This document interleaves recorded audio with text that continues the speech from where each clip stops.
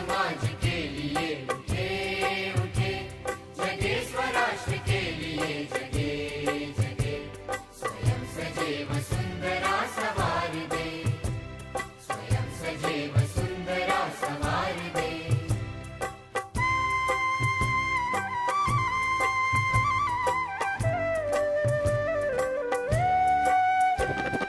हम उठे उठे गजब हमारे संग साथियों, हम बढ़े तो सब बढ़ेंगे अपने आप साथियों। जमीन पे आसमान को उतार दे, जमीन पे आसमान को उतार दे, स्वयं सजे वसुंधरा सवार दे। स्वयं सजे वसुंधरा सवार दे।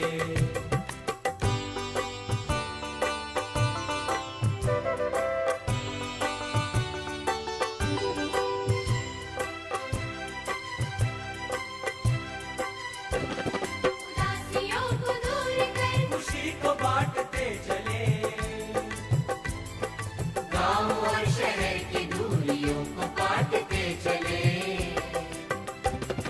ज्ञान को प्रचार दे प्रसार दे, ज्ञान को प्रचार दे प्रसार दे, स्वयं सजे वसुंधरा सवार दे। स्वयं सजे वसुंधरा सवार दे।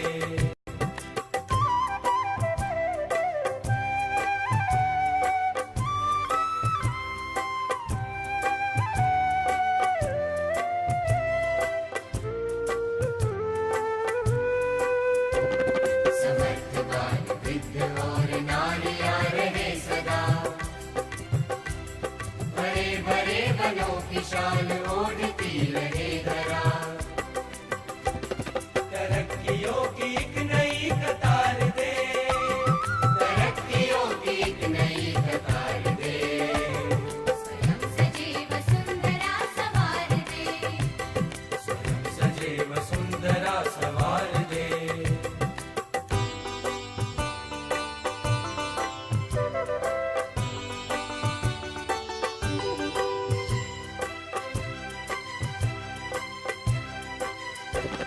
ये जाति धर्म बोलियां बने न शूल राह की, बढ़ाए बेल प्रेम की अखंडता की चाह की। सद्भावना से ये चमन निखार दे, सद्भावना से ये चमन निखार दे, स्वयं सजे वसुंधरा सवार दे। नमस्कार, जय हिंद। एनएसएस कंसाग्रा महिला college Rajkot, rotary club of Rajkot greater दोनों के उपक्रम में आज़ादी का अमृत महोत्सव का पर्व हम मना रहे हैं।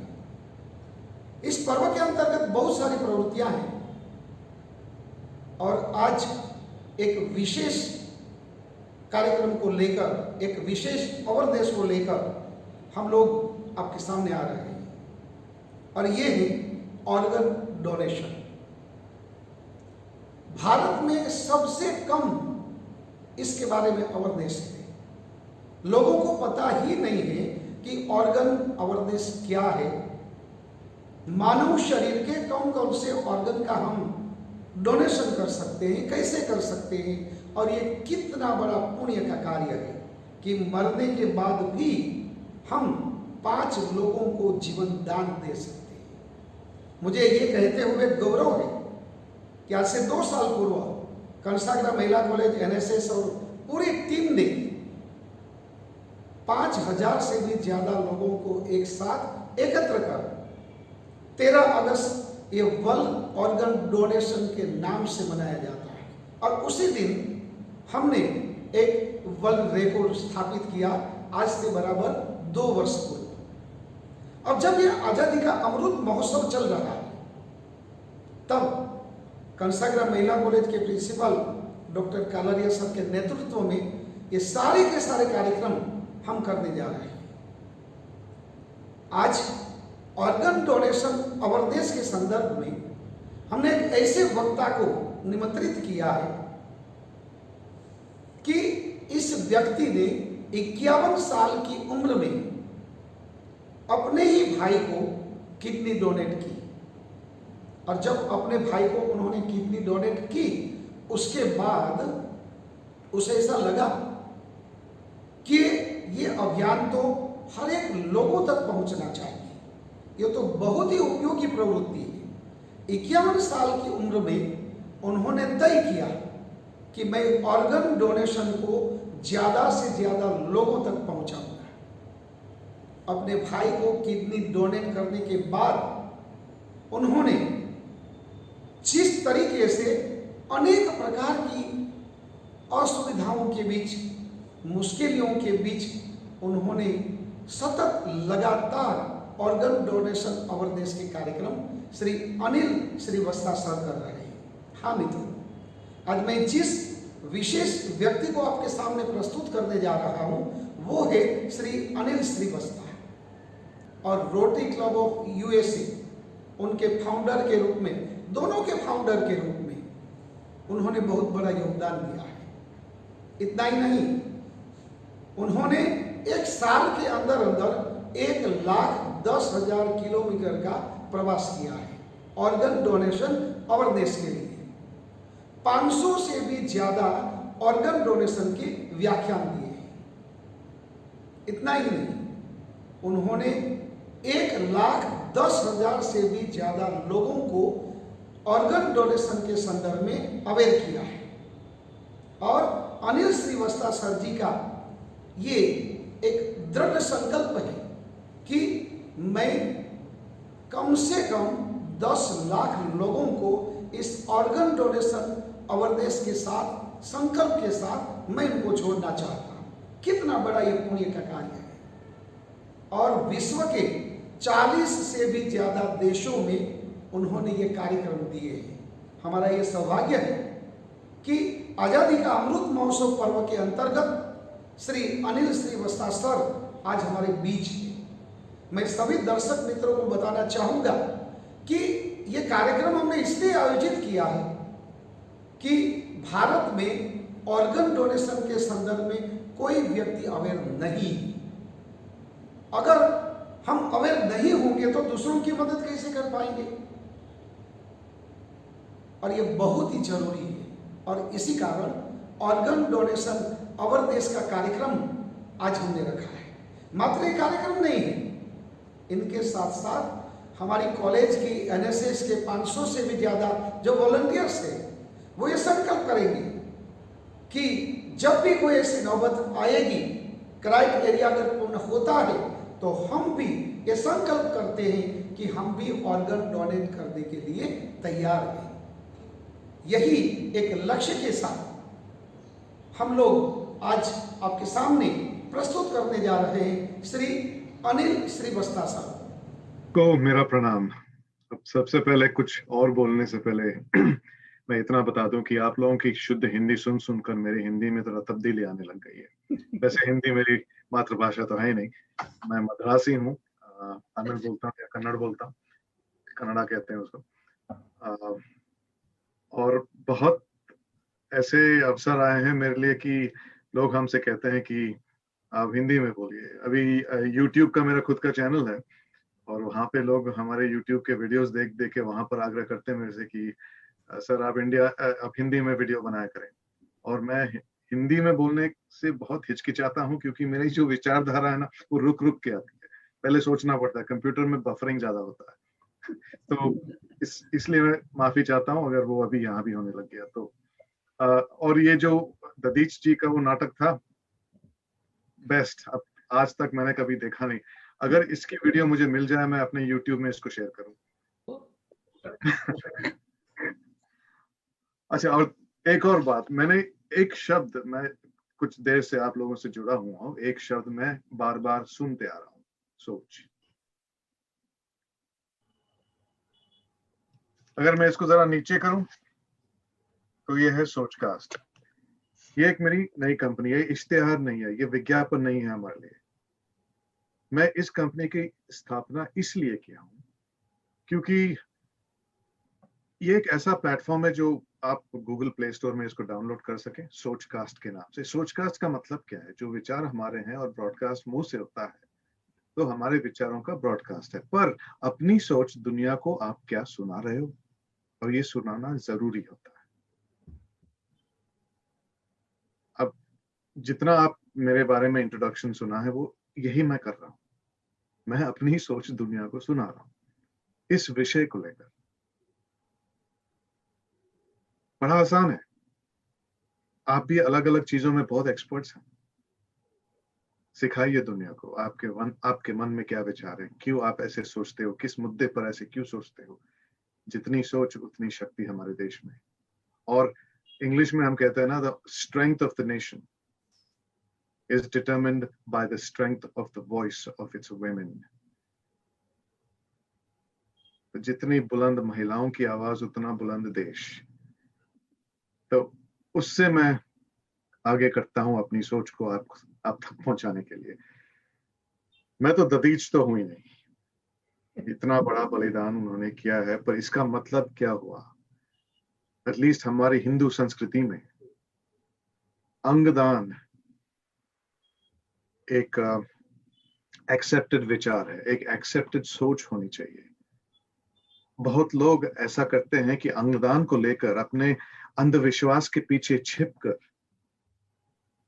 एक ऐसा काम को मना करते हैं जिस चीज के लिए हम अपनी सारी जिंदगी न्यौछावर करते हैं। बचपन से लेके बुढ़ापे तक हमें एक ही चीज की संस्कार दी जाती है कि अच्छा करो, नेक काम करो, और इसका परिणाम परोपकार करो। इसका परिणाम क्या होता?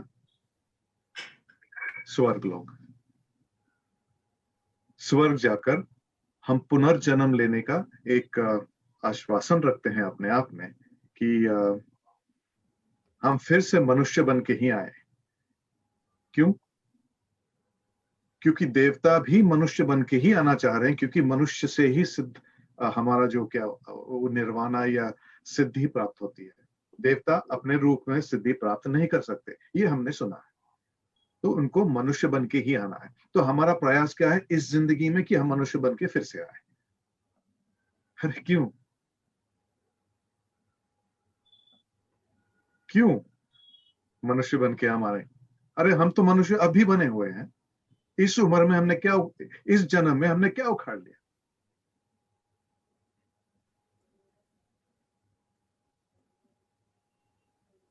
पर एक बात मैं अपने आप को सोचने पे एक मजबूर करता हूं, ना मैं हमारी संस्कृति की, ना संस्कारों की, ना धर्म की धिक्कार कर रहा हूं। बस एक सोच आपके मन में डाल रहा हूं। शायद ये सोच आपको आपके एक्शन बदल सकती है, या सोच बन के ऐसे ही इवेपोरेट भी हो सकता है। पर सोच डालना मेरा काम। तो ये सोचिए, अगले जन्म का हम डर डर के हम इतना जो काम कर रहे हैं, मनुष्य बनना सही, उसका गारंटी नहीं है। गारंटी है कि अगर हम मर गए, हम मनुष्य बन के ही वापस आएंगे। कोई भी प्राणी बन सकता है ना, अगर देखने जाए तो। कीड़े मकोड़े बन सकते हैं, छिपकली बन सकते हैं, शेर बन सकते हैं। गारंटी नहीं है कि अब मनुष्य बन के ही आओगे। पर अगर हमने जीते जी छोड़िए, मृत्यु के बाद हमने अपने कुछ अंगों को दूसरों में डालकर उनमें हम जीवित रहे, तो हम मनुष्य बनकर गारंटीड आ गए फिर से। ये गारंटी है, और ये हमारे हाथ में, ऊपर वाले की नहीं। कुछ चीजें ऊपर वाला नहीं कर सकता। अब देखिए ना, इंद्रदेव भी आके मनुष्य से ही भीख मांगे अपने दान की, और हम मनुष्य बनकर इस दान को देने से हम डरते हैं। क्यों? अरे जैसे आए थे वैसे ही जाना है, शास्त्रों में लिखा है। अरे भाई कैसे आए थे? अब बच्चे से थे, बच्चे इतना छोटू, और जब जाएंगे एकदम बड़े होके जाएंगे। तो वैसे भी अब वैसे आए थे वैसे नहीं जा रहे हो।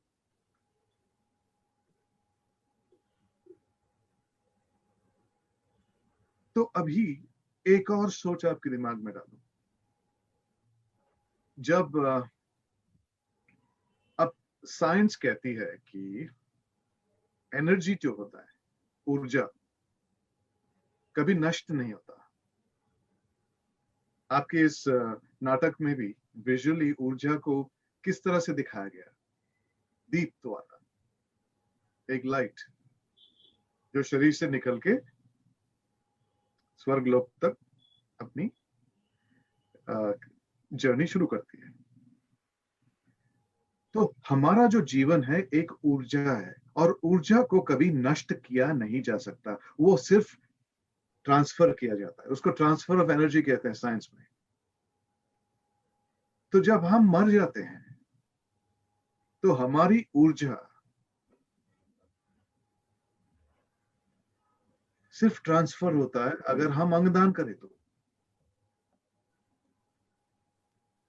हमारी ऊर्जा किसी दूसरे के शरीर में जाके एक नई जीवन शुरू करती है, क्योंकि उनकी ऊर्जा बुझ रही है उनको, और ऊर्जा को सिर्फ एक माध्यम चाहिए।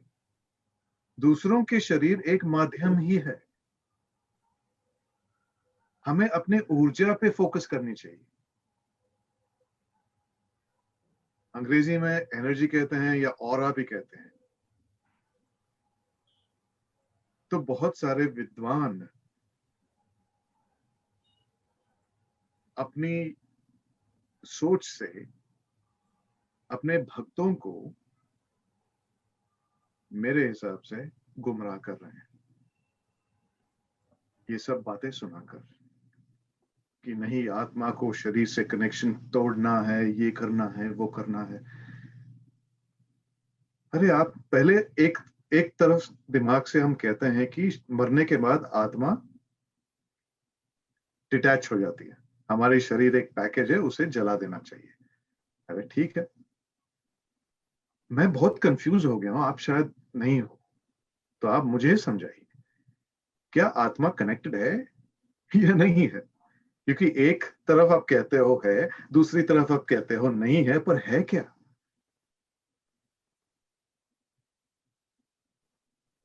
कुछ अरसे पहले एक विज्ञापन आया करता था, पैसे देने से लोग कुछ भी बोल देते हैं। अरे अपनी अकल लगाओ। विद्वानों का तो ठीक है, प्रणाम है उनकी नॉलेज का, पर एक छोटी सी चीज जो हम मनुष्य ही कर सकते हैं वो हमें करना चाहिए। हर चीज दूसरों के ज्ञान से होना नहीं चाहिए। अपनी सोच का प्रयोग कीजिए। कुछ चीजें आपको बताया जाता है, उसे क्वेश्चन कीजिए, उसका सवाल जवाब करें। मेरे इस भ्रमण में मैं अब तक 1,25,000 लोगों से बात कर चुका हूं। वो जो 77,000 वाला है ना, वो पुरानी न्यूज है। आज भी मैं अमेरिका में ही हूं। आप सुबह सुबह मैं उठ के आपके साथ जुड़ने के लिए मेरा ये सौभाग्य है। पर अगले 2 महीने में अमेरिका का भ्रमण में हूं इसी बात की। हर देश में विचारधाराएं अलग हैं, संस्कृति अलग है, धर्म अलग है। तो मुझे उनके धर्म के हिसाब से, उनकी सोच के हिसाब से बोलना पड़ता है। यहाँ पर आई एम अस्यूमिंग कि हम सब हिंदू धर्म के पालन करने वाले हैं, पर हमारा जो ब्लॉक्स है, मेंटल ब्लॉक्स, वो धर्म की आड़ में ही है। कुछ लोग कहते हैं कि अगर हमने आंखें दान कर दी तो अगले जन्म में अंधा पैदा होके आएंगे। एक तो भाई सही है कि पिछला जन्म और अगला जन्म ना किसी ने देखा है, ना किसी ने हमको प्रूफ दिया है, ये हमारी विश्वास है। चलिए, विश्वास को ही कायम रखते हुए मैं ये आपको मैं बता दूं, अगर ये बात सच है तो इसका मतलब है कि जिन्होंने भी इस जन्म में अंधा बन के पैदा हुए हैं, वो पिछले जन्म में अंगदान किए होंगे, अपने आंखों का दान किए होंगे। हमें पता नहीं, हाँ, सच हो सकता है।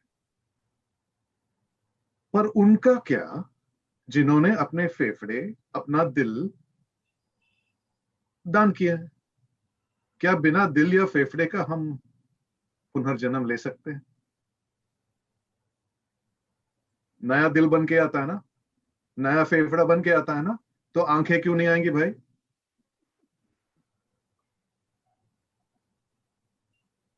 चलिए, ये उदाहरण आप नहीं समझे तो एक और देता हूं। अब कहते हैं ना, आंखें दे दी तो अंधा बन के पै जाओगे। ओके, तो मृत्यु के 24 घंटे के अंदर या कभी कभी 48 घंटे के अंदर हम अपने शरीर को क्या करते हैं? जला के राख बना देते हैं ना। तो इसका मतलब क्या हुआ कि अगले जन्म में हमको राख बन के पैदा होना चाहिए। लॉजिक तो वही है ना। पर इसे कोई क्वेश्चन नहीं करता है। क्यों? क्योंकि ना कहने की हमें इतनी आदत है कि हमने एक बड़े बड़े अच्छे अच्छे कहानियां बनाकर हम ना कह देते हैं।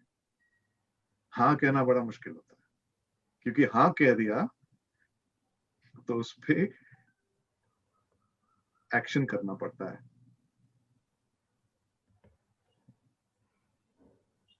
हमारा वर्कलोड बढ़ता है हाँ कहने से। इससे बेटर ना ही बोल दो जी।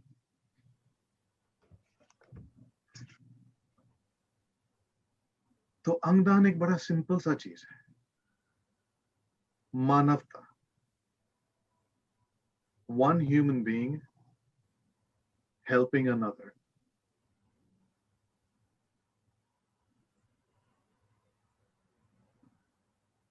अब मेरा हिस्सा मैं अपना उदाहरण दुनिया को सुनाता हूं। मैं ऐसा शख्स नहीं हूं जो पहली बार अपनी किडनी अपने भाई को बचाने के लिए दी है, ना आखिरी।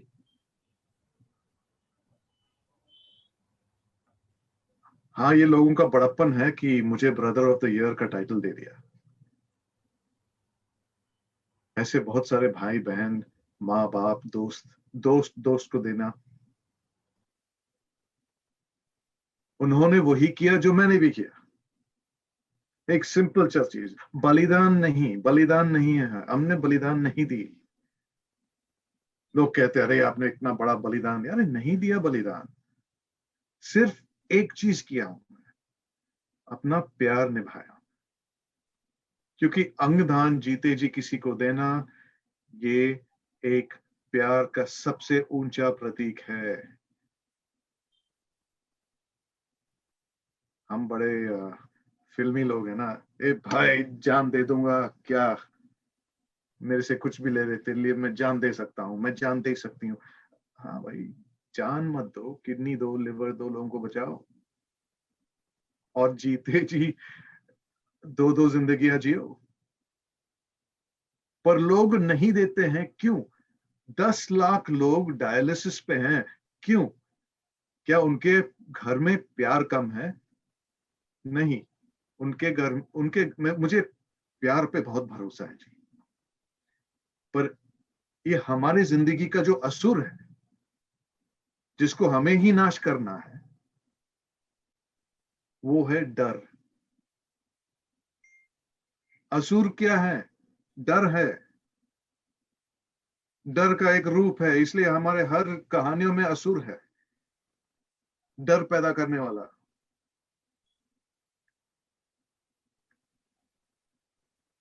डर के आगे अक्सर लोग कहते हैं कि जीत है, क्योंकि वो पानी बेचने वाला नारा जो है ना हमारे दिमाग में घुस गया है। डर के आगे प्यार है और प्यार की जीत हमेशा होती है। और इस प्यार को डर से कैसे हटाएं? ज्ञान से। ज्ञान ही डर को दूर कर सकता है। Fear comes from an unanswered question. जिन सवालों का हमें जवाब नहीं मिलता है, उस चीज से हम डरते हैं। भूत के बारे में हमें इतने सवाल हैं, हमें नहीं पता इनके आंसर्स, इसलिए हम उससे डरते हैं। अंधेरी गलियों में हम जाने से डरते हैं क्योंकि वो अंधेरा है, हमें दिखता नहीं, हमें इंफॉर्मेशन नहीं है कि वहां है क्या। उसी गली में आप लाइट बुझा दो, आप लाइट जला दो, तो हम सीना तान के उस गली से जा सकते हैं। तो इस डर को दूर कैसे करें? इंफॉर्मेशन से। एक सवाल मैंने देखा है कि अगर हमने हमारे किडनी या लिवर किसी को दे दी तो हमारे शरीर को क्या होगा? और ये सबसे बड़ा डर है और ये सबसे बड़ा सवाल जो कोई आंसर नहीं कर रहा किसी के लिए। आप इंटरनेट पे सर्च करके देखिए कि लिविंग ऑर्गन डोनर की कहानियां कितने हैं। जब मुझे उस शक्ति की जरूरत पड़ी कि मैं किसी और की जिंदगी को देखकर मैं अपना हौसला बढ़ा सकूं कि मैं अपने भाई को मेरा किडनी दूं, अरे प्यार ने बता दिया कि हाँ मैं दे दूंगा। पर जब देने का समय आया तो मेरे जिंदगी में एक तूफान सा आ गया था। देश का कानून मेरे सामने आके खड़ा होकर मंडराने लगे। हमें इसका ज्ञान नहीं था। देश का कानून क्या है? देना मुझे किडनी था, भाई मेरा था, पर परमिशन लेनी थी मुझे अपनी बीवी से। अगर उन्होंने ना कर दी तो ना, हाँ कर दी तो हाँ। अमेरिका में वो प्रॉब्लम नहीं है। अगर मैं चाहता कुछ भी करता अपने शरीर से, किसी का कोई हक नहीं, सद्दा हक ऐथे रख। पर इंडिया में नहीं है ऐसा। और मेरी प्यारी धर्मपत्नी ने ना कर दी। क्यों? हमें ना कहने की इतनी आदत है। क्यों? डर है, इंफॉर्मेशन नहीं था। किसका इंफॉर्मेशन? कि अगर तुमने किडनी दे दी कि तुम ठीक रहोगे कि नहीं, सेम प्रॉब्लम। तो मेरा जो मकाम है, मेरा मुहिम जो है, यही है कि मैं अपनी कहानी और हम जैसों की कहानी सोशल मीडिया में रखूं, ताकि जब किसी ने रिसर्च किया कि अगर किडनी दूंगा तो मैं ठीक रहूंगा कि नहीं, चलो देखते हैं किसी और का, तो हमारी कहानियां उनके सामने आनी चाहिए। इसलिए मेरा YouTube चैनल लगाया हूं और दूसरों की कहानी वहां बताया हूं, ना सिर्फ मेरी। और जितनी कहानियां हम सुनते हैं और देखते हैं कि किडनी या लिवर देने के बाद हमारी जिंदगी भाई नॉर्मल ही है, इनफैक्ट बेहतरीन है, नॉर्मल से भी बेहतर।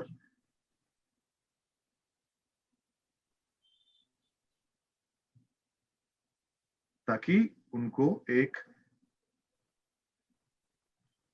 शक्ति मिले अपने प्यार को निभाने के लिए, बलिदान करने के लिए नहीं। मुझे अपनी किडनी मेरे भाई को देने का एक उद्देश्य ये भी था कि वो बड़ा स्वार्थी उद्देश्य था। अगर मेरा भाई मेरा साथ नहीं रहे, मैं जिंदगी भर मैं दुखी रहूं। अपने सुख के लिए मैंने अपना किडनी दिया, बलिदान नहीं, स्वार्थ था। तो इसे बलिदान ना करें, इसको ये शब्द हटा ही दो। प्यार निभाना, और प्यार की कठोर परीक्षाएं आती है हमारी जिंदगी में। पास या फेल हमारी सोच पे डिपेंड होता है, या हमारी घर वालों की।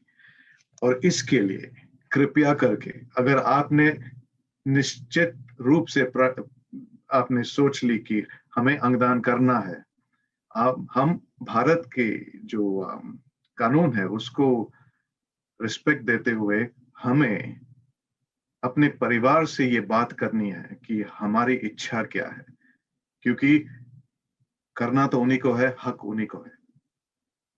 मेरे पिताजी जब गुजर गए, हम अपने घर में ये बात करते नहीं थे।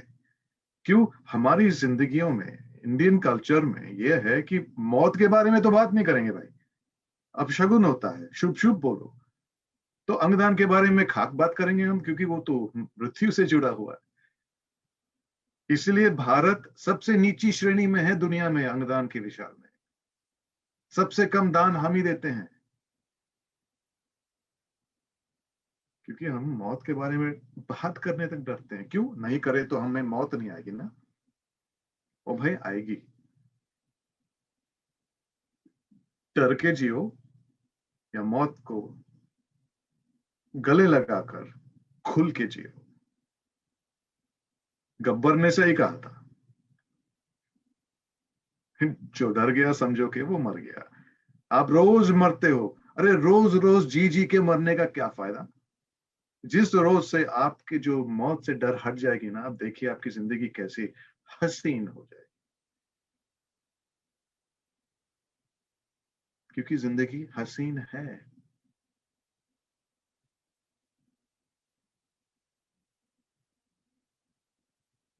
तो बस ये 3-4 सोच से हम ये आपसे ये उम्मीद रखते हैं कि जीते जी तो नहीं, पर क्यों नहीं, एटलीस्ट मरने के बाद किसी के काम आइए। और अगर आपका प्रोग्राम स्वर्ग जाने का हो तो एक और डायलॉग के साथ मैं आपको ये बता दूं कि अगर आपने अंगदान की, आपने महादान की, तो जहां से आप खड़े होते हो लाइन स्वर्ग की वहीं से शुरू होगी। और जब यमराज आएगा हमारे पास, वो तुमसे कहेगा कि आप बैठ भैंस पे, मैं तुम्हारे साथ चल के आता हूं।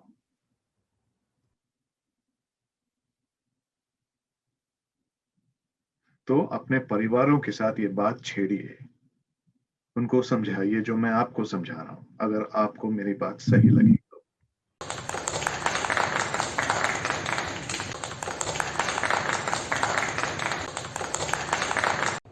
ऑर्गन डोनेशन अवेयरनेस घर घर पहुंचे, हर एक लोगों को इस बात का पता चले, इसलिए हमारी कॉलेज की छात्राएं बहुत जागृत हैं और इसीलिए वो स्ट्रीट प्ले भी करती है। वैसे स्ट्रीट प्ले तो अनेक प्रकार के होते हैं, पर स्पेशली ऑर्गन डोनेशन को लेकर स्ट्रीट प्ले करना ये बहुत ही महत्वपूर्ण है। कंसागरा महिला कॉलेज की छात्राओं ने ऑर्गन डोनेशन कैसे होता है, शरीर के कौन कौन से ऑर्गन यानी कि अवयव हम डोनेट कर सकते हैं, उसकी शर्तें क्या है, उसके बारे में छोटा सा स्ट्रीट प्ले छात्राओं ने तैयार किया है। आइए हम इस शेरी नाटक के माध्यम से ये जाने कि ऑर्गन डोनेशन क्या है। आओ सब आगे आओ, यहाँ की बातें सुनते जाओ, यहाँ से जाकर सबको समझाओ, शोर बचाओ, यह संदेशा सबको सुनाओ। अंगदान का संदेश है नया, जिंदगी को जिंदगी से जोड़ने का एक नया नजरिया। बस यही बात पढ़ाने आई हमारी टोली पे कि हर जिंदगी है कितनी जरूरी है, नए जीवन चक्र की हाथ में देने डोरी। बस यही समझाने आई हमारी टोली, सबको समझाने की जिंदगी है कितनी जरूरी है। मेरे एक पड़ोसी का एक्सीडेंट हो गया, उसकी वजह से उसका ब्रेन डैमेज हो गया। मेरा दोस्त जन्म से ही अंधेपन का शिकार बन गया है। मैं 18 साल की एक होनहार छात्रा, पर मेरी एक किडनी फेल हो चुकी है। क्या मेरी मदद कर सकता है? मेरी उम्र बहुत छोटी है और मैं यह निर्णय नहीं ले सकती। हमारा धर्म इसकी इजाजत नहीं देता। मेरी तो आधी जिंदगी डॉक्टर के पास दवाई लेने में ही चली गई। मेरे अंग भला किस काम के? अगर मैंने इस जन्म में अंगदान कर दिया और अगले जन्म में मेरा पूरा शरीर खंडित हो गया तो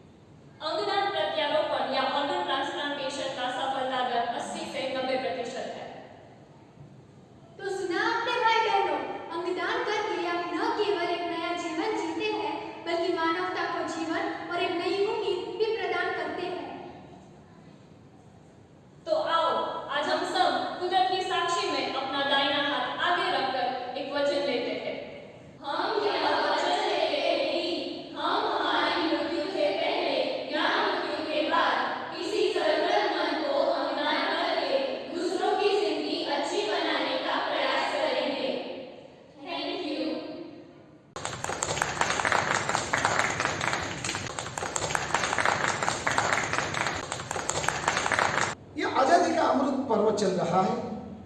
आज 14 अगस्त है और कल ही हमारा देश 74 वर्ष पूर्ण कर 75वें वर्ष में यानी कि अमृत पर्व में जब प्रवेश करने जा रहा है, तब हम सभी लोगों का यह विशेष कर्तव्य बनता है कि आज़ादी के इस अमृत पर्व को विविध प्रवृत्तियों के माध्यम से उसे यादगार बनाएं। और इसी के संदर्भ में आज का हमारा एक कार्यक्रम था। कार्यक्रम के अंत में राष्ट्रगीत गान करेंगे, जनगण मन अधिनायक जय हे।